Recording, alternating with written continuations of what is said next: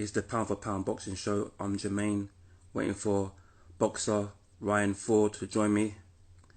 Light heavyweight boxer, interviewing him from Edmonton, Canada. Just bear me 1 second and we should be going live with the champ himself.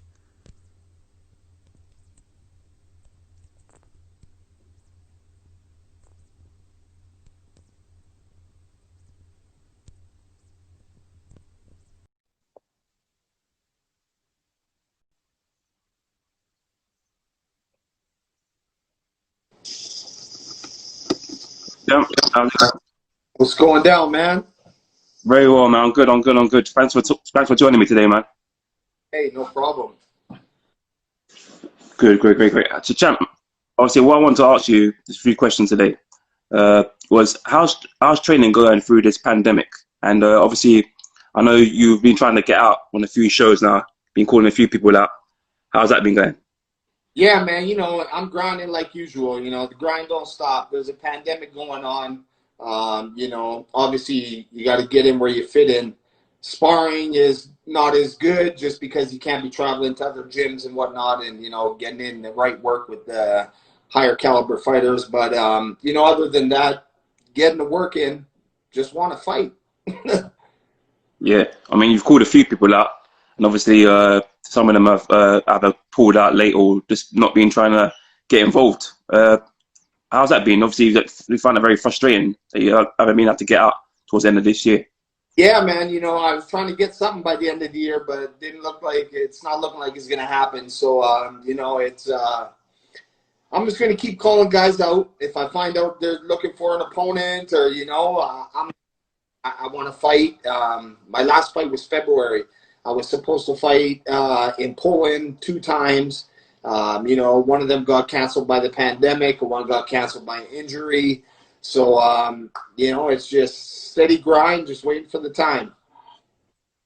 Yeah, I know you called out a fighter called Lexim Mathieu. Is that correct? Obviously, that didn't materialize.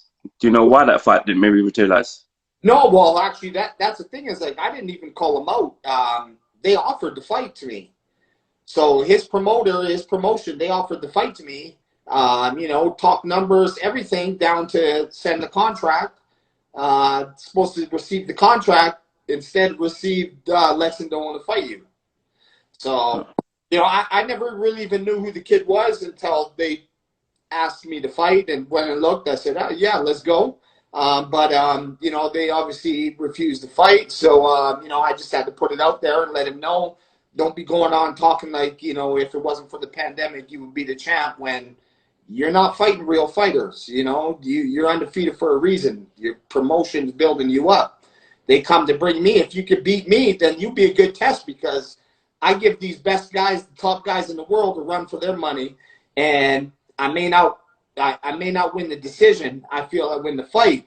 So, it's I'm out there. I want the best. I'm 38 years old. But I'm young. I'm hanging in there with these kids who are 24 years old, So that's the thing with me is I rise to the occasion that I'm in. So, when I'm in the ring there, I feel like I'm 24. You still box it, you still box it. So I want to ask you a question. Obviously, you were an MMA fighter. What made you cross over from MMA to boxing? Ended up busting my arm 3 times in 1 year. So one was in a fight that started it, and 2 other times was training. So, that was the difference. Getting punched is different than getting a kick. A kick's like getting a Louisville Slugger upside the arm, compared to a punch. Yeah, I mean, because you obviously had an impressive record. Does it 27 fights, 22 wins, and 5 losses? Is that correct? Yeah, 22-5, and it came down to that year. I believe it's 2014, where I had to make a decision, and I made this decision to switch over to boxing, and here I am today. Ranked, I believe, the top 30 in the world at super middleweight. But I bounced up from super middleweight. I'm 38. I think it's cutting out. Yeah, you're still here. You're still here, champ. Yeah, I can see you now. Yeah. So like I say, I'm a fighter. I just want to fight. I'm not here to pad my record, to get that big payday. I want to fight the guys that, that people actually see this is a fight, So that's with me is I'm fair game. If it makes dollars, it makes sense too. Don't think that I'm gonna come and fight a world ranked guy and take $5,000 paycheck. It's you got to pay dollars, not cents, for a championship fight. 100%, 100%.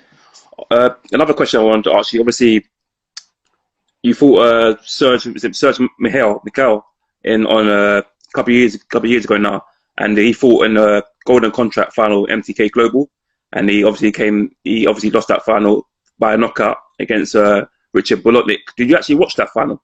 Yeah, actually, I didn't see it live, but I watched it after. A friend actually sent me the link because I forgot. I thought it was on the night before, but I got the time mixed up. So yeah, I missed it, but I ended up watching the fight. And yeah, Serge, they threw in the towel, and he stopped. So yeah, man, I'm down to fight him too. I knocked Serge out in the 8th round. So me and what was his opponent's name? Richard Bolotniks. Yeah, him. He's a tough fighter. He likes to come forward. I think, if somebody wants to make a fight, well, he won the MTK Global contract. So if they want to make a fight that, not one guy's going to step back, that would be a good fight for them to make. Yeah, it would be. I mean, if it does materialize sometime next year, it'd be a cracking fight. You're a tough guy. I've seen you fight live, and I've seen him fight a few times now. So yeah, that would be a really good scrap, and hopefully you can get a big show next year and fight against him. Yeah, that's the plan. The promoters out there, they know when I come, I'm dangerous. So I don't usually get a full fight camp. They usually come at me, with 3 weeks notice or something like that, because they know that it's very dangerous. Every fight that I'm in, it's not going to be somewhere where a guy just gets to walk over. So he's going to be tested every round. So I'm looking to make something big happen next year. Just who knows? I've been in talks with a couple people about a couple things, but it's just the world's so up and down right now. We don't know what's going to happen. I can say, yeah, we got one thing coming up, and then all of a sudden, boom, that can be squashed. So, I'm just, just praying to God and that He'll make everything right, and I'll get a fight here in the new year. Yeah, God is good, so I'm sure you're gonna have something good coming your way. Another question I want to ask as well is, obviously, you fought, I think it was last August, you fought Joshua Buatsi, Britain's own Joshua Buatsi, the great fight. I was there that night. Some say, obviously, it was a bit hard, he was hard done by. Some say it was a body shot. Some say it was a low blow. You said it was a low blow. Would you like to have that fight again if it does materialize against Joshua Buatsi? Oh, 100%. Every fight. This is the thing, is people don't really understand boxing. They need to understand, they see the lights, they see the cameras, they see that, they see all that. They don't see the back end stuff that goes along with boxing. And, people need to understand that boxing, yes, it's a sport, but it's a business, And I showed the video. That wasn't a body shot. If it was a body shot, I would have stood up. I wouldn't have curled over like it was a low blow. Man, I'm a lot more tougher to go down from that. Watch any of my 50 pro fights. That's not going to stop me. But when you hit me there, thank God I got my 2 kids, because that was a good left hook. But I already said all the rematches. The guys that I lost to, I would love to give them. I'd like to run it back. If we could run it back in somebody else's home, that would be awesome. Not my home, not their home. Maybe it could be a fair share. You run it back, you go look at when I fought Nick Hanig, 12-round decision. I won that fight.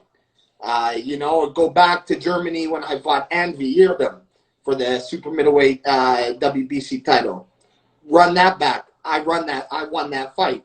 I fought him on his promotion, his promoter. Back to Russia and Moscow.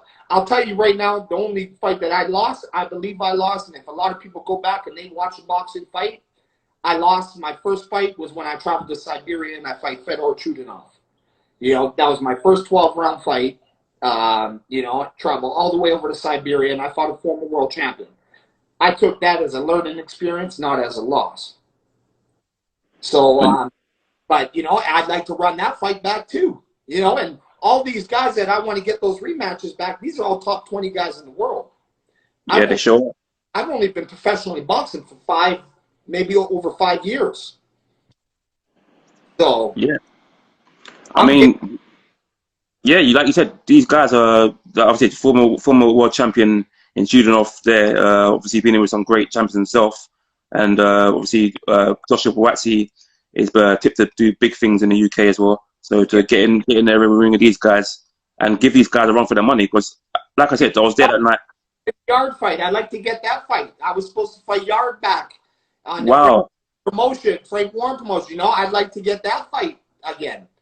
You know, all these guys that are up there, it's like, man, I'm out here grinding. These guys are promoters, they got managers, they got the money that's backing them. I'm doing this all me.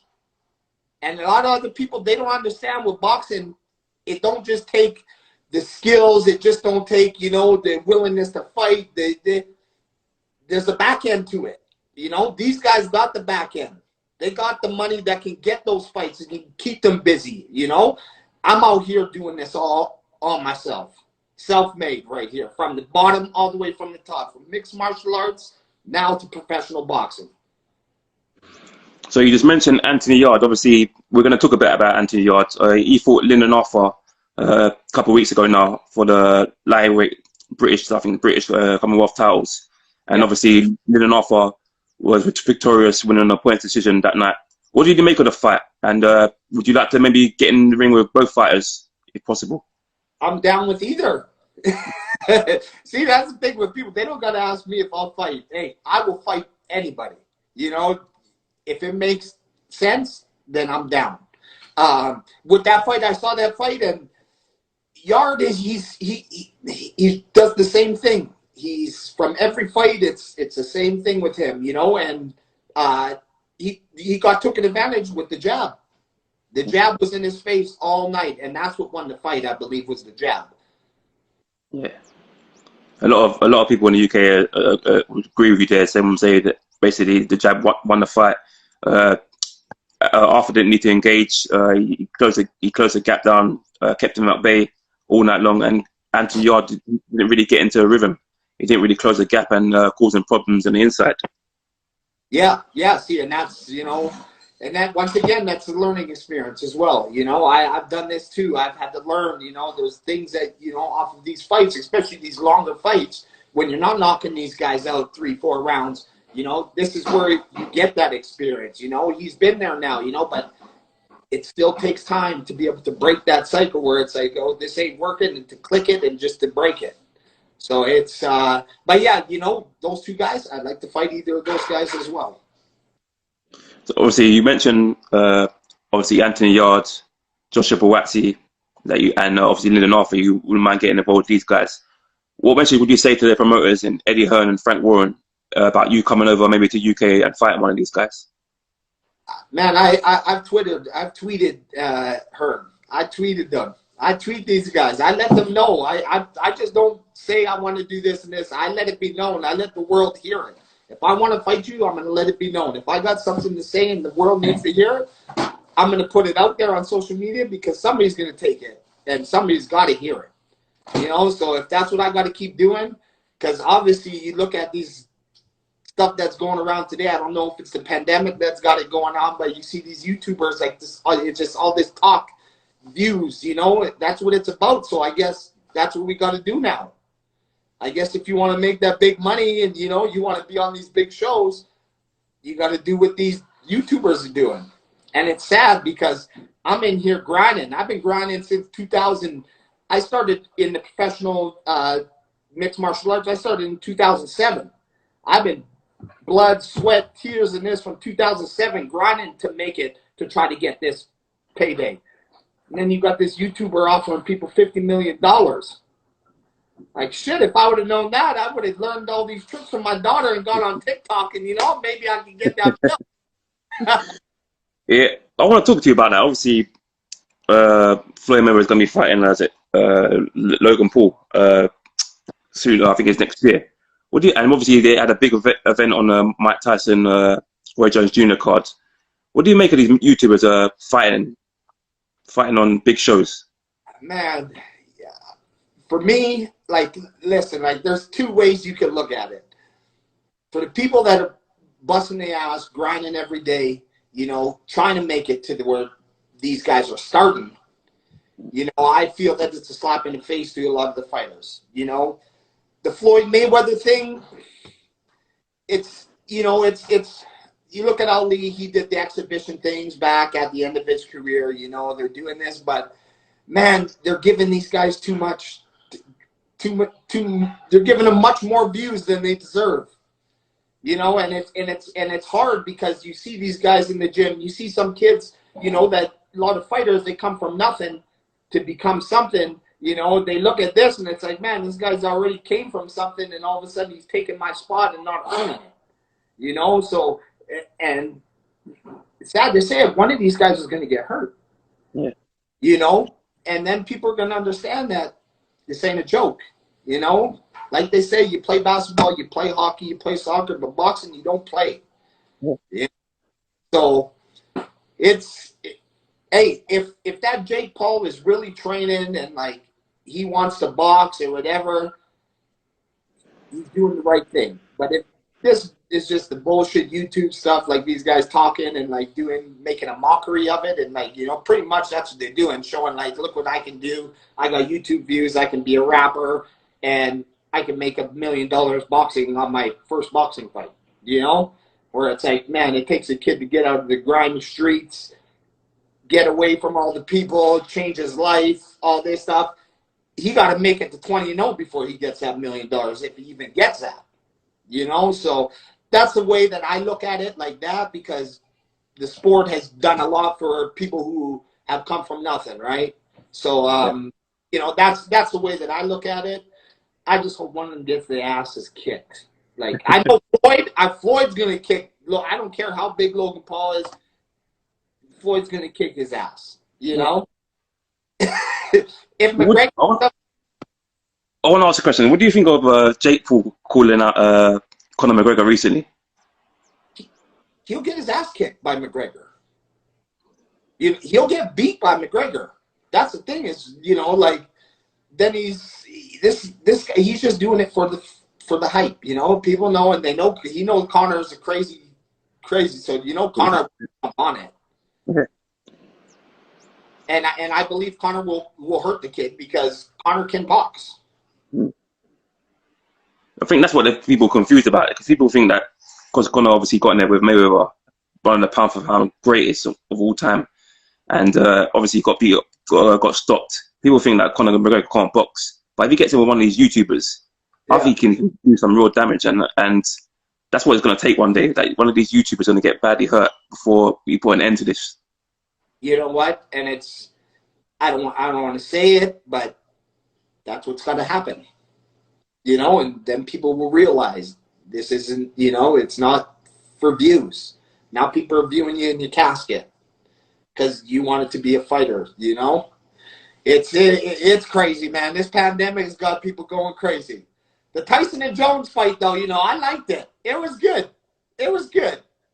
You know what? It actually surprised me. I thought the first couple of rounds were actually good. Tyson, like I said, Tyson coming forward, aggressive, throwing bombs. Yeah, footwork. He still got it. I mean, it was a great spectacle for obviously for fans to stay up all night over here in the UK and watch it. And I'm sure they're going to do it again. I'm sure they're going to be more legends coming out and fighting again. Tyson Holyfield 3, but they better wear headgear. Yeah, that'll be cracking. It was good watching it because you got to see a glimpse. You could see the glimpse of like the old Tyson. You could see just a couple things he would do that would be like, man, I remember that. And then, you know, Jones, the showman, you know, the walk, right? You know, you would see things that they would do back in their prime. Yeah. And I was showing my son, I watched with my son, I'm like, RJ, look, this is the guys that I show you back. And just for him to be able just to see him in the ring live, you know, was kind of a good spectacle for them, you know. And with those fights, I say, hey, these guys are legends, you know. give them back a little. If they want to get back in there, what they're doing, you know what? At first I was like, but you know what? They trained. It looked good, and they went 8 rounds. Most guys just get in the gym, start training, can't do 8 2-minute rounds. It's true, very true. I got a question from my colleague from Pound for Pound Boxing, Nando. He asked you, do you think Tyson could become the oldest heavyweight champion again? No. Maybe if the WBC makes up a belt, you know, makes. He just said that if the IPO becomes vacant, who knows? Yeah, no, man. If something like that, they go put Tyson in with somebody young. That's that's looking to tarnish it. You know, they gotta stay 50 and above. He's replied back with a laughing emoji there. He agrees with you there. I want to ask you, obviously, there's a big fight this weekend. I'm sure you're aware of it. It's Canelo v. Smith. Yeah. Canelo, obviously, some people will say he's the pound for pound king of boxing at the moment. And obviously, Callum Smith is the best one at 168 in the division. And they're going at it. Obviously, the WBC Super Middleweight title is going to be on the line. The Ring Magazine and the WBA. How do you see this fight going?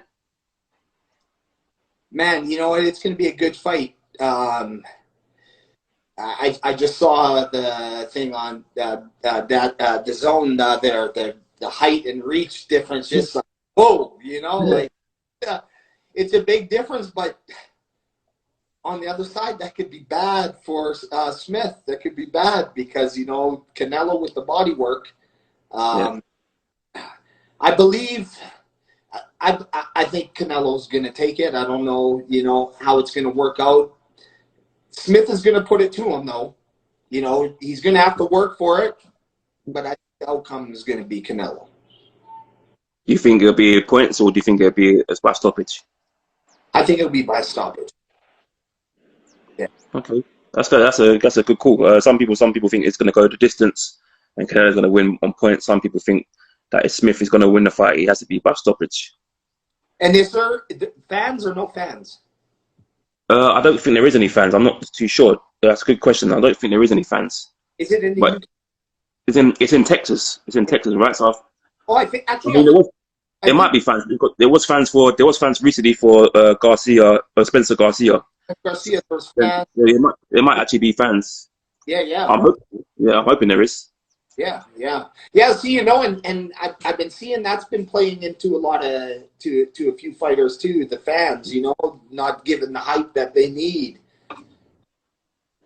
Yeah, I mean, obviously the fans having fans there. Obviously, I watched that fight recently with Spencer Garcia. I watched the fight with Tank versus Leo Santa Cruz, and you had fans in there, and it was a great spectacle. They also had a few fans when you had Crawford v. Brook. So.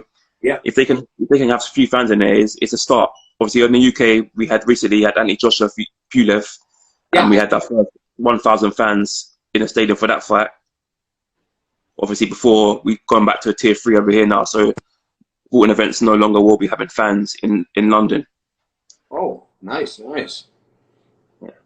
So I want to ask you another question. Is obviously you've got another fight coming up later next year. You got Garcia versus Luke Campbell, and I want to ask you about yourself as well. You've got a lot of good British boxers over here in the heavyweight division, like I just mentioned earlier. Anthony Yarde, Lyndon Arthur, buatsi, Callum Johnson. Would you like to fight in the UK against one of these guys? Oh yeah, I'll fight any of them. Light heavyweight, super middleweight. So you would like to fight super middleweight? You can campaign at super middleweight. Are you more comfortable at super middleweight, or are you more comfortable at light heavy? See, that's the thing is the only thing with the light heavyweight is the guys get a little bit taller, whereas for middleweight, you know, well, Callum Smith, he's 6'3", but most guys aren't, you know, 6'3", 6'4", like buatsi height at the light heavyweight. So I have no problem making super middleweight, right? It's just I can go both. That's the thing with me is my coach likes me at super middleweight, But sometimes I like light heavyweight, so I don't have to cut as much weight.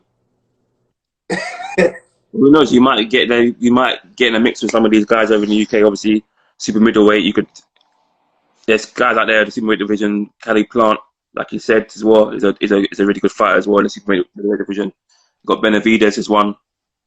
Anthony Durrell as well. So you've got some really good fighters as well in the middleweight division, the super middleweight division, and obviously in the light heavyweight division. I just mentioned a few guys from the UK. We've got another few couple of guys coming up. We've got a big fight tomorrow in the UK between the Shakan Peters and Craig Richards, and then you've got also the British champion as well, which is Dan Azeez. So you've got a lot of fighters over here. So if there was an opportunity for you to come back over here and fight in the UK, I'm sure you can get involved with one of these guys. Oh yeah, I've been in talks with a couple people out there. So just waiting to see what's available. So I'm hoping that I get in the ring end of January. Brilliant. That's great. Another question I would like to ask you is, obviously you've got the light heavyweight division. You've got champions like Bivov and Berbatov, who are great champions.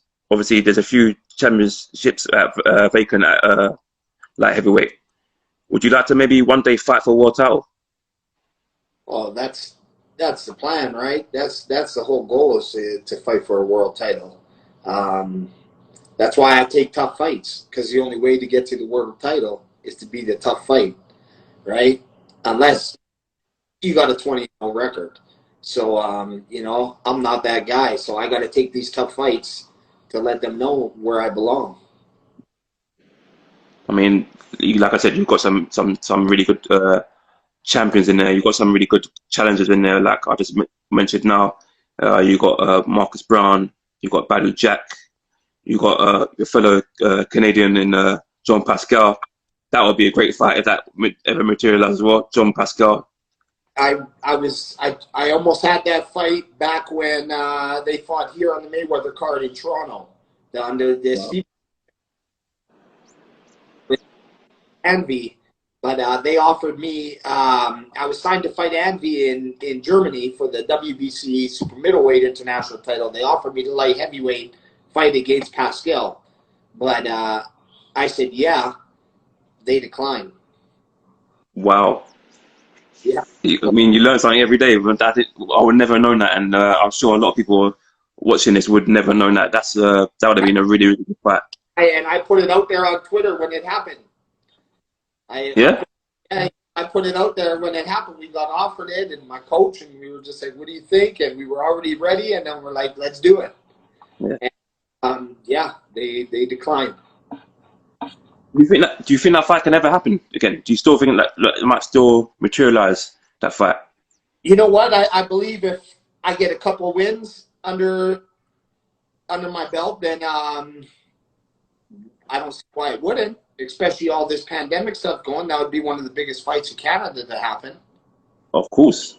I mean, he's a legend. He's a legend in his own right, and I'm sure you'll love to get in there and beat this guy. So, I mean, yeah, it would be some fight, and I'm sure that it wouldn't just get shown in Canada. I'm sure it will get shown in the UK too. It will be a really good fight. Oh yeah. So, like I said, man, I'm out here just grinding day in, day out. When the call comes, if it makes sense, I'll be on the other end. Brilliant. I want to ask you one more thing before you go. What can you say to your fans going into 2021? I know you guys haven't seen me in 2020 since February, but 2021, I'm telling you, I'm not going to say it's my year because we don't know whose year it's going to be, because it probably might not be anybody's year. But I'm going to do what I can to stay active and stay on the watch, because I'm telling you, I'm coming. If they want it, I'm coming. Brilliant. Thank you, Ryan. It's an absolute pleasure talking with you on the Pound for Pound Boxing Show, and I wish you all the best for 2021. And I'm sure you're going to be out soon. And I'm looking forward to seeing you back in action. Much respect, brother. Anytime, and thank you very much for having me. Thank you, man. God bless. Take care now. Okay.